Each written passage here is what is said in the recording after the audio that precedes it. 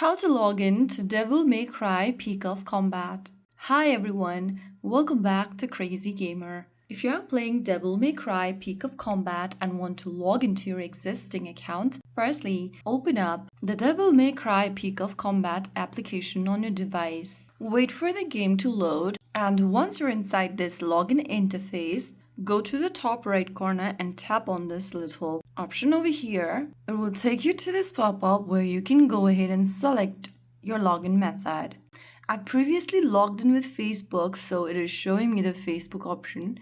If you want to find any other login methods, tap on other login methods and you'll get to log in via Facebook, email, with Google account, or even play as a guest. Choose any one option if you're logging in for the first time and then follow through the instructions. Whichever option you have chosen to log in, you'll need to enter your credentials correct. For example, if you've selected the Facebook option, you need to enter your Facebook account's credentials correctly, and once you do, you can go ahead and tap on the login button at the bottom to log into your account. Make sure your details are correct and complete any verification if required.